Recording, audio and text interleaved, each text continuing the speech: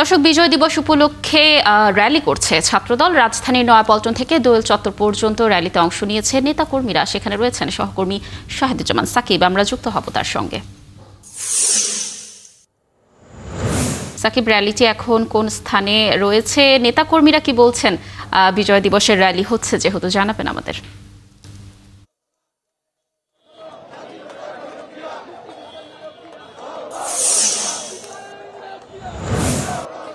লাবণী, র্যালিটি এখনো শুরু হয়নি। আমরা এখন রয়েছি বিএনপির কেন্দ্রীয় কার্যালয়ের সামনে। এখানে জাতীয়তাবাদী ছাত্র দলের আয়োজনে আজকে বিজয়ের 54 বছর উপলক্ষে বিজয় পতাকা মিছিল হবে।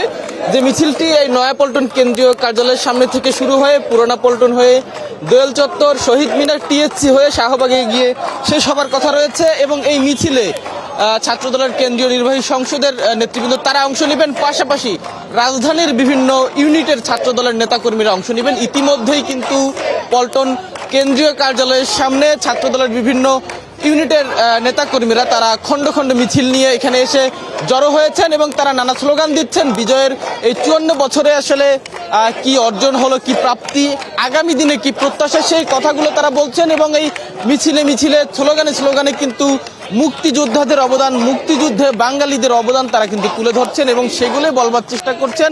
পাশাপাশি জাতীয়তাবাদী ছাত্র দলের এবং জাতীয়তাবাদী দলের নেতৃবৃন্দের আসলে কি অবদান, সেগুলো কিন্তু তারা বলছেন। এই মিছিলটিতে রাজধানীর ঢাকা বিশ্ববিদ্যালয়, জগন্নাথ বিশ্ববিদ্যালয়, রাজধানীর বিভিন্ন কলেজ সহ ঢাকা মহানগর উত্তর, দক্ষিণ, পূর্ব এবং পশ্চিম ছাত্রদলের নেতৃবৃন্দ তারা কিন্তু অংশ নেবেন। ইতিমধ্যেই আমাদের সামনে ঢাকা মহানগর দক্ষিণ ছাত্রদলের নেতাকর্মীরা এখানে অংশ নিয়েছেন কেন্দ্রীয় কার্যালয়ের সামনে। তারা কিন্তু স্লোগানে স্লোগানে মুখরিত করে রেখেছেন। কিছুক্ষণ পরেই হয়তো ছাত্রদলের কেন্দ্রীয় নির্বাহী সংসদের নেতৃবৃন্দ এখানে এসে উপস্থিত হবেন এবং তাদের নেতৃত্বে ছাত্রদলের কেন্দ্রীয় সভাপতি রাকিবুল ইসলাম রাকিব এবং সাধারণ সম্পাদক নাসিরউদ্দিন নাসির, তাদের নেতৃত্বে কিন্তু এই বিজয় পতাকা মিছিলটি শুরু হবে এবং সেটি পর্যায়ক্রমে দোয়েল চত্বর, শহীদ মিনার হয়ে শাহবাগে গিয়ে শেষ হবে। মিছিলটি শুরু হলে আমরা পরবর্তীতে সংবাদ সংযোগ সেখানে যুক্ত হয়ে মিছিলের পরবর্তী খবরাখবর জানাতে পারবো। লাবণী। সাকিব, ধন্যবাদ আমাদের সাথে যুক্ত থাকার জন্য। আপনি থাকুন র্যালির সাথে। নিশ্চয়ই আমরা র্যালির আরো তথ্য পরবর্তী সংবাদ সংযোগগুলোতে আপনার মাধ্যমে দর্শকদেরকে জানানোর চেষ্টা করব।